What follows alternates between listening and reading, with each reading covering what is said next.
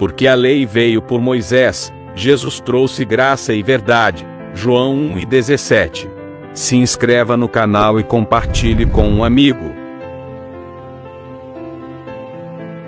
Irmãos aqui presentes, graça e paz aos irmãos aqui pela gravação. Sejam todos bem-vindos a mais uma reflexão da graça de Deus.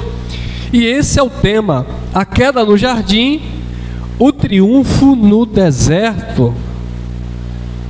Vamos falar da natureza, a natureza dos dois Adão, queda no jardim e triunfo no deserto. Hoje nós vamos fazer aquele estudo, sabe, onde iremos entender direitinho sobre a origem do pecado, como a religião classifica a origem do pecado. Se você perguntar para qualquer pessoa aí fora, onde começou, se originalizou o pecado, seja ele crente, seja ele crente evangélico, né, católico, espírita, eu acredito que a maioria, se você perguntar assim para ele: ô abençoado, abençoada, você conhece a origem do pecado? O pecado começou como? Para você ver como a Bíblia, né, ela influencia a sociedade. Todos eles, a maioria, né, eu não vou dizer todos, não vou generalizar, mas a maioria vai dizer: irmão, o pecado começou no céu. Não é isso? O pecado começou no céu. E aí vai vir aquela velha história do famoso Lúcifer. A palavra Lúcifer, do latim, ela significa portador da luz, aquele que transporta a luz. Luz fala de algo que ilumina, e aquilo que ilumina traz uma revelação. O apóstolo Paulo disse na carta aos Colossenses, no capítulo 1, no versículo 13, Paulo disse assim: ele nos transportou das trevas para o reino do seu Filho amado. Pedro também diz, usando outra linguagem, Pedro diz assim: ele nos tirou das trevas para a sua maravilhosa luz. E no livro histórico de João, diz que, capítulo 1, versículo 3, diz que Jesus era a luz do mundo. Aí o próprio Jesus disse para os discípulos: vocês são luz.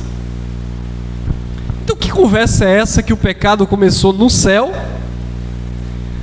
por um tal de um Lúcifer, que você só vai encontrar em algumas traduções bíblicas, em uma única passagem, em Isaías capítulo 14, versículo 12, porque na maioria das Bíblias não está se referindo, ou não tem esse nome Lúcifer, mas sim estrela da manhã, ou estrela da alva, ou Vênus, né, que correspondia a uma estrela brilhante nos céus. Então, queridos, a origem do pecado, resumindo, dentro da tradição religiosa, começou no céu. Agora há um detalhe: o crente vive a vida toda buscando na igreja o perdão de pecado para ir para o céu, porque o pastor pregou que o pecado não pode entrar no... Aí ele diz assim, vocês já ouviram isso, né? O pecador não vai para o céu, o pecador vai para o inferno. Então você tem que se converter, porque o pecado não entra no... porque a porta é estreita. Olha, já começou a misturar tudo, tá? Porta estreita, céu, pecado, já começou a embolar a mente do crente. Não explicou. Porta estreita é uma coisa, céu é outra coisa, pecado é outra coisa. Tudo tem um contexto e tudo tem luz, tem revelação. É igual aquele texto que Jesus fala, né? Onde houver 2 ou 3 reunidos em meu nome, eu estarei presente. Ao religioso evangélico ele diz que que se houver duas pessoas dentro da igreja, Jesus está ali porque tem duas pessoas, mas não é sobre esse contexto que Jesus está falando. O contexto que Jesus fala que onde houver 2 ou 3 ele estaria presente, é onde houvesse a justiça, verdade, o julgamento de uma causa fosse de uma forma correta. Então, ele estaria presente no sentido de aprovação daquilo. Então, por exemplo, olha que isso vai soar como uma heresia dentro da religião. Se você vê ali 2 ateus conversando, ateus, eles não creem em Deus. Mas se você presenciar 2 ateus conversando sobre um assunto social, 2 ateus assim, ó, vamos fazer uma compra de uma cesta básica e presentear uma pessoa? Vamos pagar um exame médico para uma pessoa?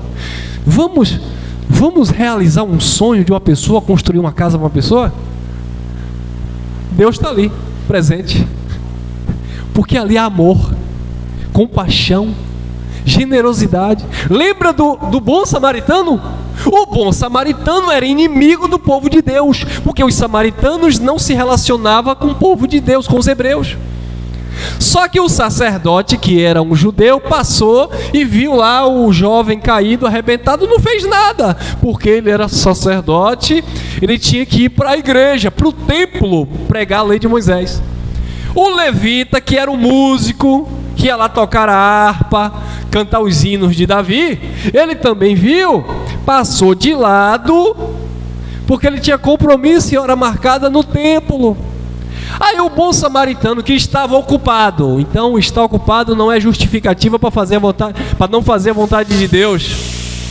O bom samaritano que estava ocupado, o bom samaritano que estava viajando para uma terra longe, com certeza o seu animal estava com peso, ele parou a sua trajetória, ajudou aquele homem, curou as chagas, né? Derramou ali azeite, vinho, cuidou daquele jovem, colocou em uma hospedagem e disse: tudo que ele consumir, o que ele gastar na volta, eu pago tudo, está na minha conta. Olha a vontade de Deus ali. Mas ele estava ocupado, irmão, ele não tinha tempo para ir na igreja, mas ele tinha tempo para servir a Deus. E tem gente que tem tempo para ir na igreja, mas não tem tempo para servir ao Senhor. Porque servir ao Senhor é uma coisa, ir no templo é outra história. O levita estava indo para o templo, o sacerdote estava indo para o templo, mas não tinha tempo para servir a Deus. E aí os crentes religiosos dizem assim: eu vou para a casa do Senhor servir a papai. Ô glória, não vai servir a papai, você vai servir ao seu pastor. Você vai servir a sua vontade, porque você gosta do reteté, do prá, do teica, do tai.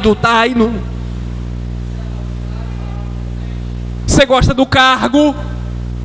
Você não gosta de servir a papai, porque servir a Deus é outra coisa.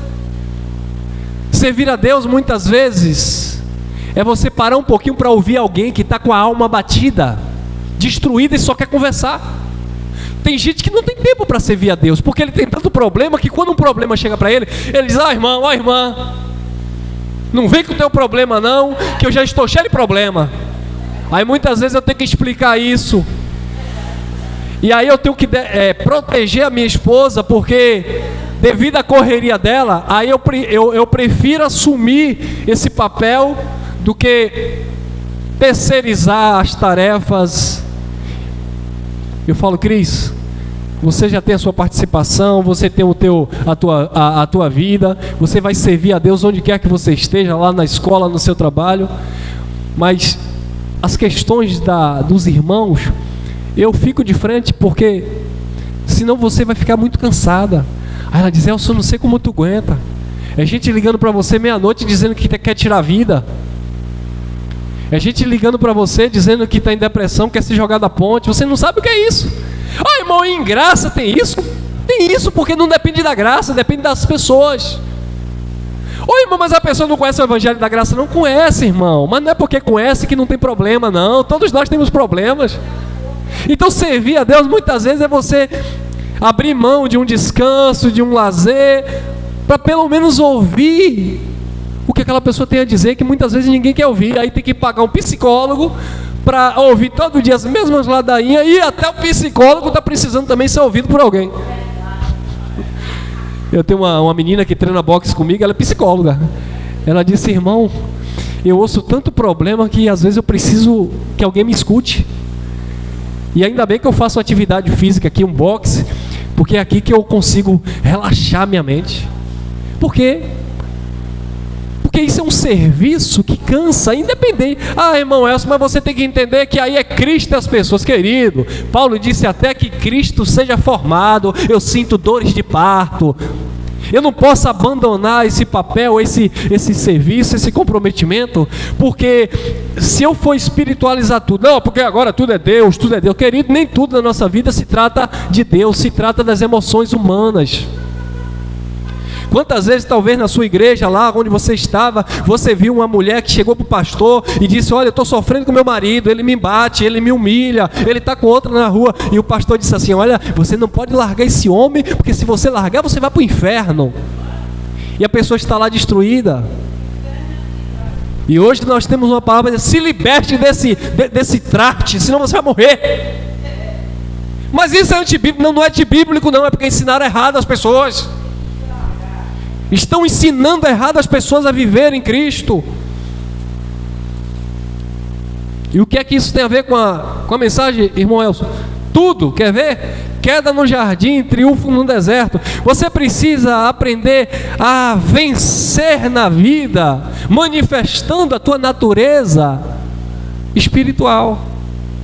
Ainda que essa vida que você esteja passando nesse momento seja um verdadeiro deserto, porque nem sempre no jardim da vida você vai prosperar. Eu estou na bonança, na fartura. Muitas vezes é aí, na fartura, que entra o sentimento de avareza. E isso contamina o coração do crente. Quer ver um crente ruim? É um crente muito rico. Mas é o amor ao dinheiro, não é a riqueza, não é ele ter condição, é ele ter amor ao que ele tem. Pense em um crente ruim, é quando ele tem amor ao que ele possui. Paulo falava para Timóteo: avise aí aos ricos para não colocar esperança no dinheiro que eles têm. Avisa esse povo aí, para eles não ficarem com o coração preso a isso, porque o amor ao dinheiro é a raiz de toda espécie de mal. Avisa esse povo a se contentar com o que eles têm. Avisa esse povo, como dizia Jesus, a juntar riquezas nos céus, onde o ladrão não vai tomar, onde a traça e a ferrugem não vai corroer. O que é o ladrão não tomar? É como o Sandro acabou de dar um testemunho: roubaram o carro dele num dia, no outro dia ele estava de pé e foi para a luta e está com um outro carro. Por quê? Porque o que é dele, o que é bênção, é dele. Ladrão não rouba. Ah, mas tomou, mas o pai provê. O que é seu é seu. Você precisa vencer nos desertos da vida, manifestando a característica do Adão espiritual. Por quê? Porque a origem do pecado, irmão, não é no céu. Porque se o pecador não entra no céu, como é que o pecado começou no céu? Não, mas é porque lá tinha um anjo que caiu. Querido, se o pecado começou lá, então foi Deus que permitiu. Isso é uma história que fala de um rei. Eu tenho uma mensagem aqui no YouTube, não vou contar agora. Mas Ezequiel 28 nunca falou de Satanás, de um ser espiritual. Isaías 14 nunca falou de um ser espiritual. Estava falando de homens, reis. Isaías 14 fala do rei Nabucodonosor, rei da Babilônia. Ezequiel 28 fala do rei da Síria, o rei de Tiro, em Irão. É outra história. Agora, onde de fato começou o pecado? Vamos estudar agora. Eu mandei vocês abrirem, eu pedi, né? Eu não mando. Romanos 5,12. Olha lá, olha o que diz Romanos, carta aos Romanos 5,12. A revelação do Evangelho da graça de Deus. Diz assim: pelo que, como por um homem entrou o pecado no mundo. Ah, então o pecado entrou no mundo por um homem, não foi por um ser espiritual. Porque as escolas dominicais, os pastores não ensinam isso. O pastor prefere ensinar uma história que ele não entende do que ele ensinar uma mensagem simples como essa. O pastor prefere inventar a história de Lúcifer, ir para Apocalipse e dar uma volta e meia e prender o povo dentro da ignorância, do que simplesmente fazer uma leitura dentro do Evangelho explicando. Pelo que, como por um homem, o pecado entrou no mundo, e pelo pecado a morte, assim também a morte passou a todos os homens. A morte não é para o teu espírito. Você vai morrer espiritualmente falando. Quando você morrer, você vai passar a eternidade no quinto dos infernos. Não, a morte não é para o teu espírito, a morte é para a carne. Quem morre é a carne, não é o espírito. Jesus disse: o espírito está pronto, a carne é fraca. O espírito não morre, o espírito não paga preço, a carne sim. O espírito não colhe, quem colhe é a carne. O pecado entrou no mundo por um homem, e assim também a morte passou a todos os homens. Por isso que todos pecaram. Eles pecavam, mas não tinha uma lei para punir. É como se eles fizessem as coisas, mas não houvesse castigo, disciplina ou colheita, responsabilidade. Então era isso que acontecia. O ser humano, por natureza, ele faz o que é errado. Só que ele fazia nesse sentido antes da lei, só que ele não tinha consciência culposa. Para ele era natural. Então Deus deu uma lei por meio de Moisés para aplicar para Israel. E aí no versículo 13 diz assim: porque até a lei estava o pecado aonde? No mundo. Lembrando que o pecado entrou pelo homem, por um homem. Mas o pecado não é levado em consideração, ou não é imputado, não havendo lei. Então o pecado já estava ali, mas não havia uma lei para punir aquele povo. Então aquele povo pecava, matava, roubava, desejava, cobiçava, destruía, e não havia uma lei para puni-los. Aí Paulo diz que Deus deu a lei, e a lei dava força ao pecado. A lei condenava o pecador. É por isso que em João capítulo 8 pegaram uma mulher que foi pega lá em ato de adultério e levaram para Jesus apedrejar aquela mulher, porque aquele pecado de adultério, dentro do contexto da lei, era para ser digno de apedrejamento. Só que Jesus, ele não veio condenar, ele veio salvar o pecador de suas condenações, ou da condenação da lei. E Jesus disse: quem dentre vocês não tiver pecado, atire a primeira pedra. Lembrando que Jesus fez aquela pergunta para os próprios acusadores. Ou seja, aqueles fariseus, aqueles judeus que levaram aquela mulher para serem apedrejadas, usando a lei, eles foram pegos pela lei. Eles disseram: segundo a lei, esta mulher tem que ser apedrejada. Aí Jesus disse: segundo a lei, quem de vocês não tem pecado? Atira a primeira pedra então. E aí eles deixaram lá as suas pedras e foram se retirando. Por que eles se retiraram? Porque eles também estavam em uma condição de pecado. Irmão Elcio, mas aqueles homens estavam em adultério igual aquela mulher? Não. Então, e por que eles largaram a pedra? Porque o pecado, dentro do contexto da lei, era um pecado pactual. Todos eles tinham consciência de pecado por causa da lei que dava força ao pecado. Inclusive, o julgar, o matar, já era pecado dentro do contexto da lei. E eles queriam matar aquela mulher. E a lei dizia: não matarás. Então eles estavam usando a lei para matar, quando na verdade todos eles estavam mortos. nesse sentido de consciência. Versículo 14. No entanto, a morte reinou desde Adão. O que é reino? Governo. Está vendo? A morte reinou desde Adão até Moisés. Moisés aqui, irmãos, não é o personagem. Adão aqui, irmãos, não é o personagem. Então é isso que eu quero que vocês atentem. Preste atenção. Aqui Adão se refere à natureza caída do homem. Eu não posso ficar preso a um personagem. Não, o homem Adão, significa o homem que é fraco, a natureza adâmica caída. Moisés aqui não representa o profeta Moisés, mas sim a lei que Deus deu a Moisés, a lei que condenava. Ou seja, Moisés aqui condena Adão. Moisés aqui é contra Adão. Por quê? Porque Adão representa o pecado, Moisés representa a lei. Quem está entendendo?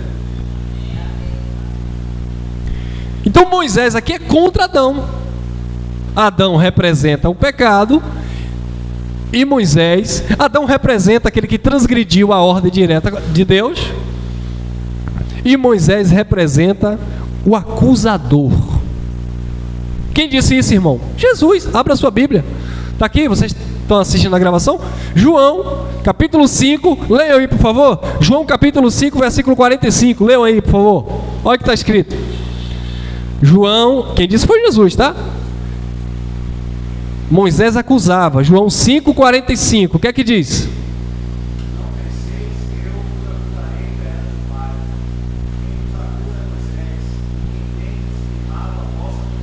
Aí, ó.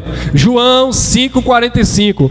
Não penseis que eu hei de acusar perante o Pai. Há um que vos acusa, só tem um que acusa vocês diante de Deus: Moisés. Por que Jesus não disse que o diabo acusava diante de Deus? Por que Jesus não disse que Lúcifer acusava o povo diante de Deus? Porque não existia isso. Era a lei de Moisés que acusava o povo, os judeus, diante de Deus. Por quê? Porque aquele povo estava em pecado e a lei de Moisés acusava aquele povo. Aquele povo estava em adultério, a lei de Moisés condenava. Aquele povo estava em mentira, a lei de Moisés condenava. Então era Moisés, não o personagem, mas a sua lei, até porque no tempo de Jesus Moisés não existia. Era a lei de Moisés que acusava o povo diante de Deus, de dia e de noite. Tanto é que em Apocalipse diz assim: o acusador de vossos irmãos, que os acusava de dia e de noite, caiu. Quem caiu? A lei. Porque o fim da lei é Cristo, Romanos 10,4, para a justiça de todo aquele que nele crê. Quando eles receberam a Cristo, eles entenderam que Moisés caiu. E quem era Moisés? O acusador de vossos irmãos. Eles pegavam a lei para acusar o povo diante de Deus. Então Adão aqui representa a queda, Moisés não representa a redenção, porque tem crente querendo viver a lei de Moisés. Quem disse que a lei de Moisés justifica? Aí o pastor diz assim: não, porque na lei de Moisés está escrito. Querido, a lei de Moisés não representa a redenção, a lei de Moisés representa a acusação. Se você está vivendo na lei, você vai viver debaixo de condenação. Não, porque lá na lei é acusação, irmão. Mas a lei é de Deus para acusar aquele povo que viveu debaixo de pecado. A lei não é para a igreja. Escute bem, a lei de Moisés não é para a igreja. A lei de Moisés era para Israel. Está onde isso aqui, irmão? Leia lá a Bíblia, Malaquias capítulo 4, versículo 4. O que é que diz? Porque o pastor só sabe ler a Bíblia, Malaquias 3, 8 ao 10 para pedir dízimo. Mas ele não sabe ler a Bíblia toda para entender. Olha lá, Malaquias, cadê Malaquias? Antes de Mateus. Esse estudo tinha que estar no projetor, né? Mas eu vou ler pausadamente para os irmãos acompanharem. Malaquias, livro de Malaquias. Aí os pastores dizem assim: deixa Deus falar agora. Malaquias 3,10. Trazer o dízimo à casa do Senhor. Mentiroso. Ele não está mentindo lendo o texto, ele está mentindo na interpretação, né? Porque o texto está dizendo isso, trazer o dízimo à casa do Senhor. Então, no texto, o pastor não está mentindo, ele está falando a verdade. Ele está mentindo na interpretação do texto. É outra história, tá? Então, tome muito cuidado, porque eles gostam de pegar vocês nessas interpretações. Malaquias, capítulo 4, versículo 4, diz assim, olha, Malaquias 4:4. Disse Deus por boca de Malaquias: lembrai-vos da lei de Moisés, meu servo, o qual lhe ordenei ou mandei em Horebe, para todo o Brasil, para toda a igreja? Não, para todo Israel, a saber, estatutos e juízos e ordenanças. Então a lei de Moisés que Deus deu era para a casa de Israel. E Deus estava dizendo: vocês precisam lembrar dessa lei. Vocês precisam se lembrar desta lei. Então essa lei não justificava, essa lei condenava. Então, no entanto, estou em Romanos agora, Romanos 5,14. No entanto, a morte reinou, dominou de Adão até Moisés, porque Moisés não justificava, a lei não tirava o pecado, então o pecado continuava, né? Até sobre aqueles que não pecaram, a semelhança da transgressão de Adão, o qual é a figura daquele que havia de vir. Adão era a figura daquele que havia de vir. Versículo 15. Mas não é assim o dom é presente, o dom gratuito, como a ofensa. Porque se pela ofensa de um morreram muitos, muito mais a graça de Deus, olha que coisa maravilhosa, e o dom pela graça, favor imerecido, que é de um só homem, Jesus Cristo, abundou sobre muitos. Versículo 16. E não foi assim o dom como a ofensa, por um só que pecou, porque o juízo, o julgamento, veio de uma só ofensa, de Adão. Na verdade, para condenação, mas o dom gratuito veio de muitas ofensas para a justificação. Versículo 17. Porque se pela ofensa de um só a morte reinou por esse, muito mais os que recebem a abundância da graça e o dom da justiça reinarão aonde? Em vida ou em morte? Em vida, por um só, Jesus Cristo. Então, observe, irmão, quem não recebeu a abundância da graça, ele vive na condenação do pecado. Quem não recebeu a palavra da graça, receber aqui é compreender, tá? Receber aqui é entender. Receber aqui não é aceitar. Eu quero aceitar Jesus. Não, receber aqui não é aceitar. Porque você não é obrigado a aceitar nada. Ah, o irmão Elcio está pregando aqui, você tem que aceitar o que o irmão Elcio está pregando. Não. Você aceita se você quiser. Ah, o irmão Elcio pregou uma coisa aqui que eu não concordo, eu vou sair dessa reunião agora. Vá em paz, você é livre, você não é obrigado a aceitar. Agora, se você recebeu, é outra história, porque receber é presente. Eu recebi um presente, tá? Eu recebi um presente porque eu entendi esse presente. Então aqueles que receberam o dom da justiça, eles reinarão em vida por meio de Jesus Cristo. Porque não é uma coisa que foi imposta, não é uma coisa que você foi obrigado, foi uma coisa que você abraçou, foi algo que você recebeu, você compreendeu.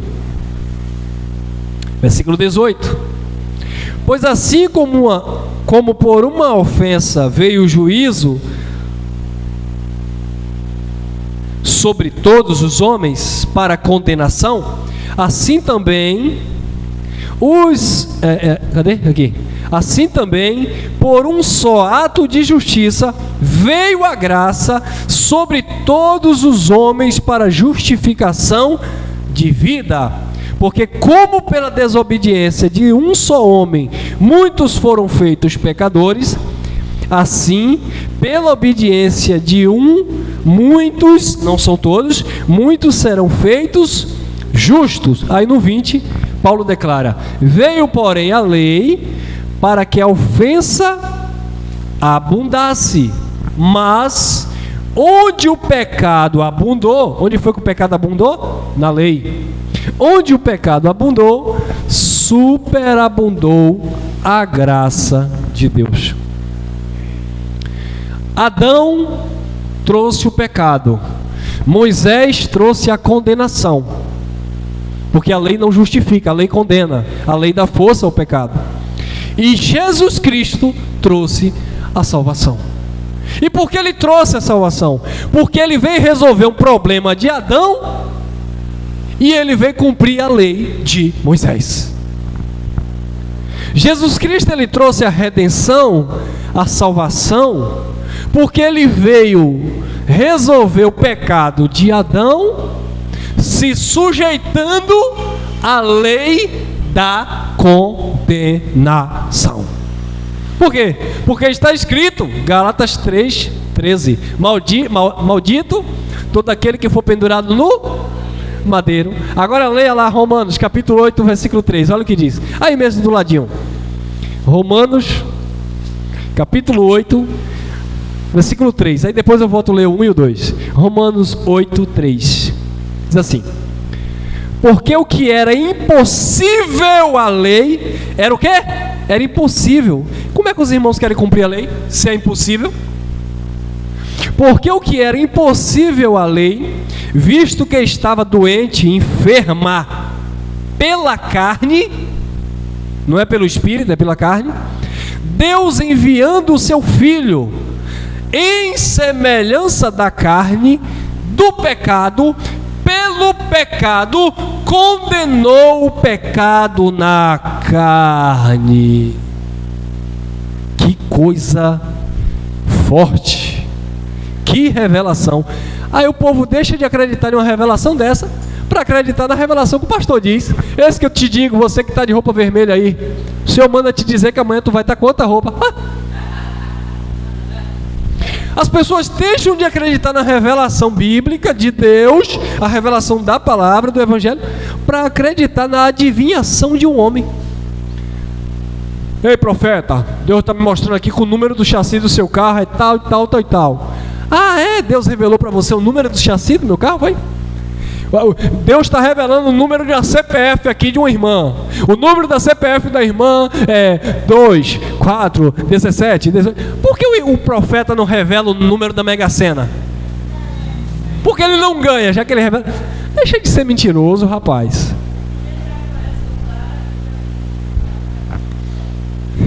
Para com isso, rapaz. Então Jesus, ele nasceu sob o pecado, não é que ele pecou, mas ele nasceu dentro da lei do pecado, para condenar o pecado na carne. Então Jesus, ele se colocou como substituto do seu povo. O seu povo que estava em pecado, Jesus assumiu a culpa, por isso que ele libera aquela mulher que é pega em ato de adultério, e ele agora assume a responsabilidade. Eu vou pagar o preço por você. Jesus assume a culpa do seu povo. Por quê? Porque o pecado entrou por Adão. O pecado entrou pelo primeiro Adão. O pecado entrou pela carne. Agora ele na carne vai pagar o preço do pecado. Porque o pecado não entrou no espírito, o pecado entrou na carne por Adão. A morte entrou na carne por Adão. E Jesus agora, o Cristo de Deus, sendo Deus, se reveste de carne para receber na sua carne a condenação. Porque no espírito ele não podia morrer. Tanto é que quando ele está na cruz, ele diz assim: Pai, eu entrego a ti o meu e não a minha carne, porque a carne ia ser morta, mas o espírito não. Quando ele vai ser pego lá no jardim, que dão um beijo nele, né? O Judas dá um beijo nele e tal, e os soldados pegam ele ali, ele deixa ser levado. Aí Pedro tira uma espada, carne, corta a orelha lá do soldado, ele Calma, Pedro. Ou pensas tu que se eu clamar ao Pai, o Pai não manda aqui legião? O que é legião? A religião diz que legião é demônio. Legião são números. Legião de soldado correspondia, acho que aqui a aproximadamente 6.000 soldados. Aí Jesus disse: ou pensas tu que se eu clamar ao Pai, o Pai não manda aqui uma legião de anjos para me livrar aqui? Só que ele não ia fazer aquilo, porque ele estava ali para ser condenado na carne, para pagar o preço do pecado que entrou por um homem e matou a todos os homens. Então, queridos, por isso que quando Pedro diz assim, lá em Mateus 16 ao 18, quando Jesus disse: eu vou padecer por vocês, eu vou morrer, mas antes disso Jesus diz assim: quem diz os homens que eu sou? E aí eles disseram: uns dizem que tu és o profeta Elias, Jeremias, outros dizem que tu é o próprio João Batista. Aí Jesus disse: não importa a opinião deles, não importa a opinião das pessoas sobre a sua vida. A opinião que importa sobre a sua vida é a opinião de Deus, é a sua consciência. Porque todo mundo vai ter uma opinião sobre a sua vida. Tem gente que vai gostar do irmão Derivaldo. Aí eu vou chegar para a pessoa e vou dizer: esse irmão é uma bênção, uma pessoa íntegra, uma pessoa do bem. Mas aquela pessoa vai dizer: eu não vejo isso nele, porque é a opinião dele. Então você não tem que ir pela opinião das pessoas.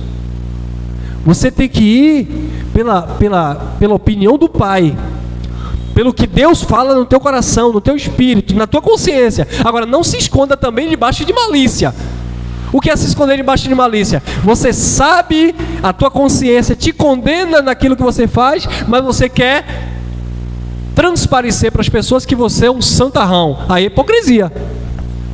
Não, seja consciente. Quando você para, medita, você já se perguntou: o que Deus pensa em relação à minha vida? O que Deus pensa em relação à minha atitude nesse momento? O que o Senhor faria agora? O que um homem de Deus, uma mulher de Deus, que conhece a palavra, que teme a palavra, como eu deveria me comportar nessa situação aqui e agora? Aí é a tua consciência, é a opinião de Deus sobre você, é a justificação de Deus na tua vida. Agora, se a tua consciência te condena, maior é Deus, disse João. Se o teu coração te condena, maior é Deus. Se não te condena, maior também é Deus. Deus não é atingido pelo que tu faz. Eu pequei e atingi Deus. Não, você atingiu você. Eu acertei, eu atingi Deus. Não, você atingiu a sua consciência. E Deus continua sendo Deus. Agora, você alegra o coração do Pai quando você manifesta a característica do Espírito do segundo Adão. Então, queridos, o primeiro Adão pecou, e pelo pecado entrou a morte, e a morte passou a todos os homens. O segundo Adão é Cristo. Ele veio agora para assumir o papel do primeiro Adão. Aquele fracassou aonde? Aonde? No jardim. Adão tinha tudo no jardim. Adão tinha tudo no paraíso. Pecou. Aí o segundo Adão, ele vai triunfar onde? No deserto. Olha para Adão caindo no jardim e olha para Jesus vencendo no deserto. O primeiro Adão, ele cai no jardim onde ele tinha tudo. E o segundo Adão, ele vence no deserto onde ele não tinha nada. Então não é o lugar que define você, não é a situação que você está passando hoje que define o teu caráter. Se você tem, se você não tem, se você pode, se você não pode, é o teu coração, é a tua mente, é a tua consciência. Porque tem gente que tem tudo, mas não tem nada. E tem gente que não tem nada, mas tem tudo. Parece contraditório, mas não é. Jesus se fez pobre para nos enriquecer de sua graça. Como é que um pobre vai dar alguma coisa a alguém? Ele se fez pobre para nos enriquecer da sua graça. E Adão, que era rico de tudo, ficou pobre? Porque foi expulso do jardim, foi expulso da presença. Então, queridos, você foi treinado por Deus, capacitado por Deus, para em todas as coisas, disse Paulo, ser mais do que vencedor. Mas quando eu escuto Paulo falando em todas as coisas, aí você consegue ver Paulo trazendo agora um equilíbrio, dizendo que mesmo você estando no jardim, você é capaz de vencer as tentações do jardim. Irmão Elcio, glória a Deus, irmão Elcio, comprei meu carro novo, minha casa nova, olha o jardim. Irmão Elcio, na minha casa não falta nada, olha o jardim. Graças a Deus, estou minha reserva na poupança, olha o jardim. Aí daqui a pouco começa a entrar o que nesse jardim? A serpente. E o que é a serpente? A vaidade. Sorrateiramente a serpente começa a entrar. Você que dava carona a um irmão, seu carro é muito luxuoso, você já não dá mais. Você que um dia ajudou alguém com cesta básica, hoje você pode dar 10 cestas, mas você já não dá mais. Você que um dia parava para ouvir um irmão, hoje você está muito ocupado com seus negócios, você não consegue ouvir mais nem sua esposa nem seu marido. Olha a serpente penetrando no jardim. Você que tinha tempo para tudo, hoje você não tem tempo para nada, porque você é um mega empresário. Se não tem tempo para nada, você não tem tempo também para alimentar o teu espírito. Olha a serpente. Aí daqui a pouco Adão diz: foi a mulher que tu me deste. Eu, Senhor? Eu não, a culpa não é minha não.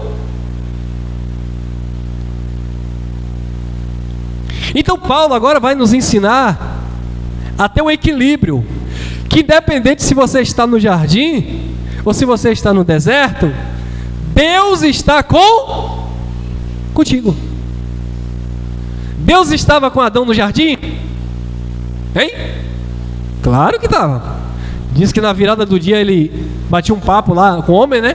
Havia uma relação ali. Agora Deus estava com Jesus no deserto? Também. Então, irmão, Deus vai estar com você no jardim da tua vida e também no deserto da tua vida. Quando você estiver na prosperidade, glória a Deus, o Pai está comigo.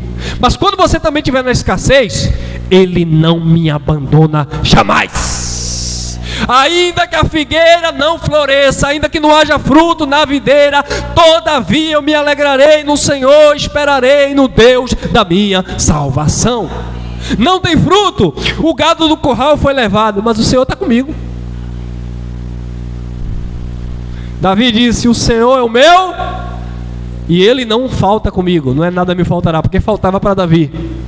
O Senhor é meu pastor, Ele não falta comigo. Por quê? Porque no versículo 4 do Salmo 23, Davi disse assim: ainda que eu andasse pelo vale da sombra da morte, porque Saul estava perseguindo Davi para matar. Saul queria tirar a vida de Davi. Aí Davi disse: ainda que eu ande pelo vale da sombra da morte, a sua vara e o seu cajado me consola. O Senhor me guia mansamente a pastos verdejantes. Os inimigos estão aí querendo tirar minha vida. E você, Davi? Louvando a Deus. Davi, eu vou te dar oportunidade para você matar o teu inimigo. Olha Saul aí, dormiu. Davi foi lá, pegou a faca, cortou um pedaço do pano, só para mostrar para ele: olha, o Senhor me deu nas minhas mãos, eu poderia tirar a sua vida, mas eu não preciso mostrar para você que eu posso, porque o Deus que pode está na minha vida. Imagine agora um rei sendo reprovado por Deus, porque ele viu Deus aprovando alguém que ele estava perseguindo para tirar a vida. Hoje em dia, irmãos, quando eu olho para tudo que Deus fez na minha vida, está fazendo, eu me sinto como esse Davi, que era chamado de vagabundo pelos tios, que não tinha futuro porque trancou os estudos, que só queria saber negócio de luta, que morava na roça. E de repente eu vou vendo tudo que Deus tem feito, e agora eu vejo a honra que Deus me dá dessas mesmas pessoas se aconselharem comigo, me honrarem, me respeitarem. E você sabe o que é autoridade? Autoridade não é eu chegar para eles e gritar: ei, ei, oh! Os pastores aí dizem que autoridade é isso. Ei, rapaz, me ouça, minha ovelha, eu sou homem de Deus. Autoridade é isso, rapaz? Autoridade é você ter uma consciência pura, um coração bom, e você parar assim e dizer: vem cá conversar comigo, e as pessoas te darem crédito. Sabe o que é autoridade? É você ser bom naquilo que você faz, a ponto das pessoas quererem aprender com você. É isso que é autoridade. Um médico que é autoridade na medicina, um pedreiro que é autoridade na construção, você que é um profissional que é gabaritado, treinado, preparado, é uma referência, você é uma autoridade. E para nós sermos uma autoridade de Deus, não é sair gritando, botando a mão na cabeça e dizendo sai capeta, não. É levar uma palavra de Deus, refutar o sistema religioso e libertar as mentes cativas dessas hipocrisias, deste medo. É isso que é ser uma autoridade, ou ter autoridade. Amém?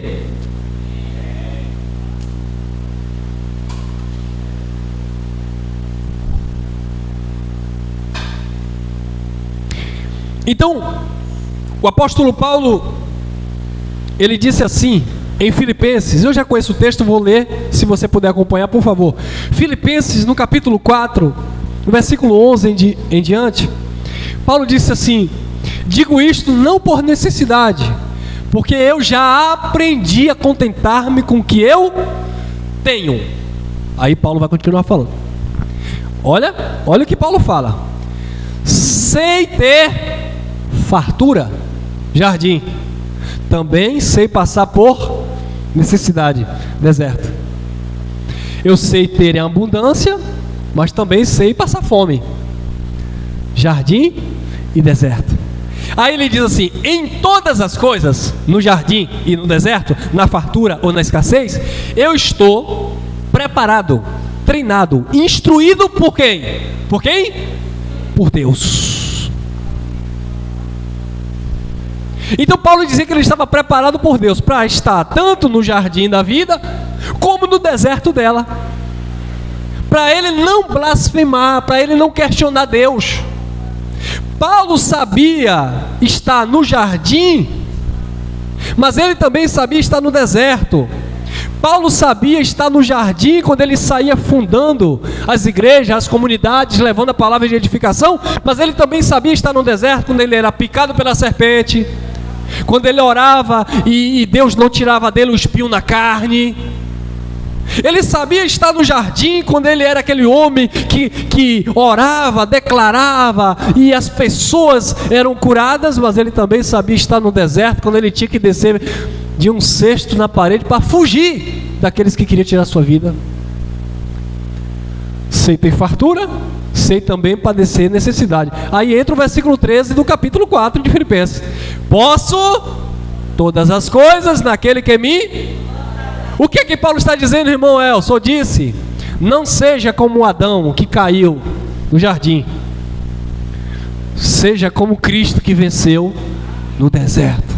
Porque se você vence no deserto, você também vence no jardim. Agora, se você se perde no jardim, você também se perde no deserto. Quem se perde no jardim também se perde no deserto. Então o Evangelho nos treina para vencer tanto no jardim como no deserto. Somos preparados para isso. Então, irmãos, não deixa o egocentrismo, a vaidade entrar no teu coração para você não se dizer Deus. Quem perdeu, quem foi derrotado no jardim? Primeiro, Adão. Aí tem outros, né? Vamos ver alguns aí. Nabucodonosor, ele disse assim: vês tudo isso aqui? Construí tudo isso com a força dos meus braços. Olha, se perdeu no jardim. Tudo isso aqui eu edifiquei com a força dos meus braços, para a minha glória, para a minha honra.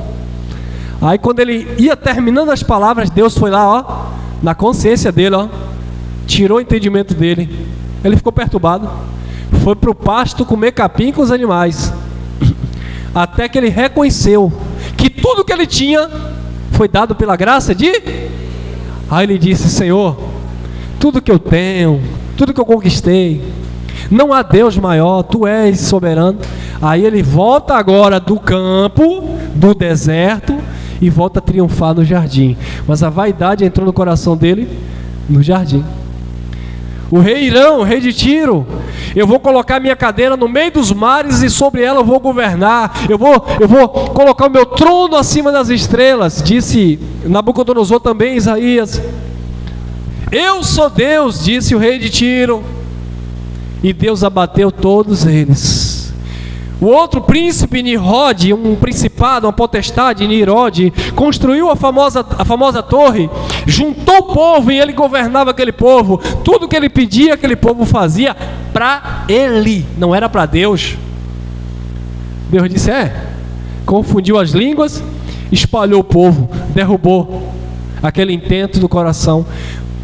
Então, irmão, preste muita atenção que agora é muito forte. Muitas vezes Deus derruba alguns intentos do nosso coração, alguns projetos nossos. Sabe por quê? Porque Ele já sabe do nosso futuro. Muitas vezes Deus derruba alguns projetos nossos aqui, porque Ele já sabe do nosso futuro. Ele sabe que lá na frente você pode entrar na vaidade, na luxúria, na promiscuidade. Tem gente que só é de Deus até aqui. Quando ele sai daqui, ele perde todo o sentimento de amor, de generosidade, de perdão. Ele se torna um soberbo, prepotente. Então Deus, sabendo disso, Deus mantém ali, ó. E eu acho que foi por isso que o sábio Salomão ele disse: Senhor, não me deixe enriquecer demais para que eu não me torne soberbo e diga que eu conquistei. E também não me deixe na falência para que eu não venha blasfemar de ti. Mas me deu o básico.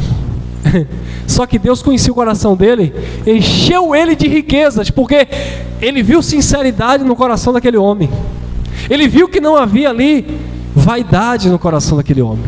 Havia contentamento. Amém, irmãos?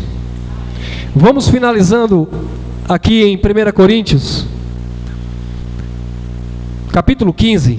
Vamos finalizar aqui. 1 Coríntios, capítulo 15. Eu vou ler versículo 40, 41, depois o 45 em diante. Versículo 40 e 41 diz assim: também há corpos celestes e corpos terrestres, mas uma é a glória dos celestes e outra é a glória dos terrestres.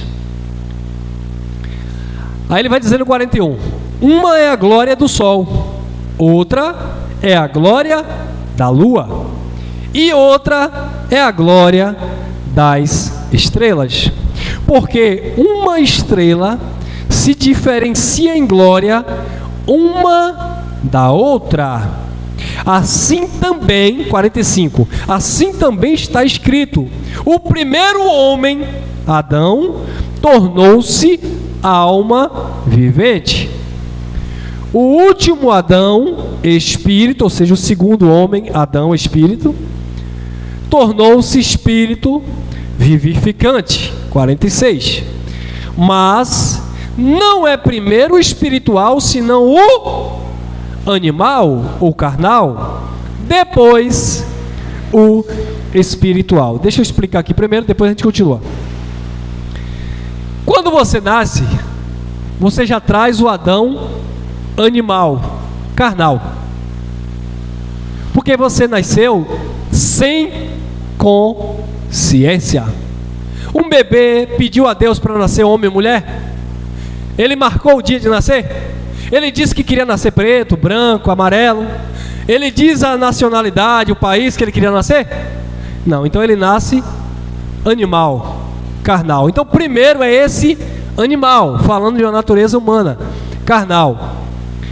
Então, irmãos, essa natureza, ela já nasce com esse Adão que erra, que falha, é a carne.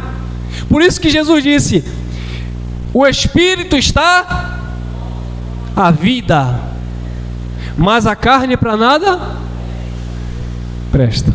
Aí ele disse lá no jardim também, no monte, orando com os discípulos: orai e vigiai. O espírito está pronto, mas a carne é fraca. Então esse Adão, essa natureza humana caída, e ela possui uma glória. Assim como o sol tem uma glória, assim como as estrelas possuem uma glória, essa nossa natureza também, ela possui uma glória. Mas que glória? Uma glória humana. Cada um de nós aqui possuímos uma glória. Cada um de nós aqui somos importantes. O que é glória? É ser importante. Eu não tenho a importância que você tem para o teu pai, para tua mãe, para teu irmão, para teu vizinho.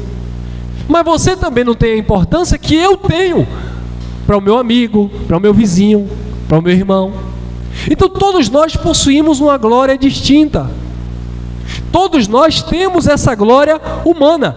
Agora eu não posso deixar essa glória humana gerar em mim uma vaidade, uma prepotência. Sem mim você não pode, sem mim você não vai. E é isso que a religião faz. O pastor diz assim: se você sair daqui, você está perdido. Se você sair da minha igreja e ir para outra, Deus vai tomar bênção. Que bênção, irmão. Ele não se contenta em ser importante na sua vida, na simplicidade. Eu quero ser importante na vida dos irmãos, na simplicidade, no carinho, no amor, na reciprocidade. E não ser importante na vida. Não, o irmão Elson é a autoridade da minha vida. Eu casei, eu comprei minha casa porque ele orou, eu tenho minha salvação porque ele... Para com isso, irmão.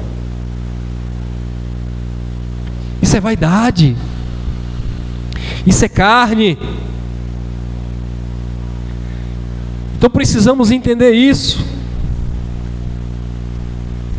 Versículo 45, assim, 1 Coríntios 15, 45. Assim também está escrito: o primeiro homem, Adão, tornou-se alma vivente. O último Adão, espírito vivificante.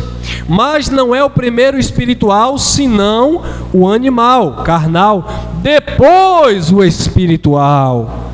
O primeiro homem, sendo da terra, é terreno, carne, fraco. O segundo homem, sendo do céu, projeto de Deus, enviado por Deus, Yeshua, Jesus Cristo, ele é espiritual. Versículo 48. Qual o terreno, tais também os terrenos, ou seja, a mesma natureza. Qual o celestial, Cristo, tais também os celestiais, aqueles que exercem a natureza de Cristo. Então quem é teu pai? Eu trabalhei com a equipe de construção civil, aí eu sempre dava uma palavra, né? E aí eu dizia: nós somos irmãos. Aí eu tinha um pedreiro que ele dizia assim: nós somos irmãos por parte de Adão e Eva. Naquele tempo eu nem conhecia o Evangelho da Graça. Eu, por parte de Adão e Eva mesmo, não. Se você disser por parte de Cristo, eu aceito. Por parte de Adão, não. Adão caiu. Adão é carne. Adão é Caim. Caim matou Abel. Era isso, né? Caim é carne. Caim matou Abel. Deus disse para Caim: se controle, o pecado está na tua porta, está no teu coração, está na tua mente. Mas ele não se controlou. Por quê? Porque ele era carne. Ele era filho de quem? Do maligno. Disse João na primeira carta, capítulo 3, versículo 12: não como Caim, que era filho do maligno. Como assim Caim era filho do maligno? Mas o pai de Caim era quem? Gênesis capítulo 4, Adão. Mas Adão era maligno. Por isso que João disse que Caim era filho do maligno. Quando nós dizemos que Adão não era filho de Deus, o povo endoida. Adão era criação de Deus, criatura, não era filho. No contexto ali, filho era Eva. Eva significa vida. Da vida nasceu a profecia, Gênesis 3,15, daquele que iria nascer para esmagar a cabeça da serpente, Adão. Da mulher, Gênesis 3,15, nasceria um homem, Jesus Cristo dos céus, que iria esmagar a cabeça da serpente, malícia, Adão, carne. No jardim nasceu o pecado. No jardim foi prometido a redenção. Mas vocês do sistema religioso não estão preparados para essa conversa. Então é melhor inventar um monte de diabinho, de capetinha e ficar aí vivendo doutrinas romanas sem entender a revelação do Evangelho. O primeiro homem sendo da terra é terreno, pecaminoso. O segundo homem sendo do céu é Cristo, espiritual, justificação, perdão. Qual o terreno? Tais os terrenos. Quando você se inclina para as coisas da carne, você está se assemelhando ou se colocando como Adão. Tais também são os celestiais, quando você se inclina para as coisas do Espírito. Assim como trouxemos a imagem do terreno, natureza humana, traremos também a imagem do celestial. Isso te lembra de alguma coisa? Vou ler novamente, 1 Coríntios 15, 49. Assim como trouxemos a imagem do terreno, pecado, falha, fraqueza, traremos também a imagem do celestial. Agora olha o que está em Romanos capítulo 8, versículo, cadê? Cadê? Eu não trouxe hoje o projetor, ficou estranho aqui, né? Vamos lá.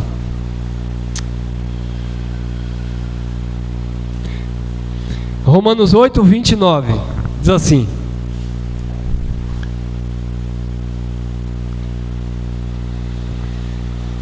Romanos 8, 29, diz assim: porque os que dantes conheceu, também os predestinou para serem conforme a imagem de seu Filho. Nós trouxemos a imagem de Adão, terreno, mas também trouxemos a imagem de Jesus. Por isso que lá em Gênesis estava escrito: façamos o homem a nossa imagem e semelhança. A imagem da natureza espiritual, a imagem de Jesus de Nazaré, a bondade, o amor, a misericórdia, o perdão. Nós precisamos carregar em nós essa imagem, não a imagem do Adão que pecou no jardim, mas a imagem do Adão que venceu no deserto. Amém? Graça e paz, abençoados, e esta é a reflexão desse dia.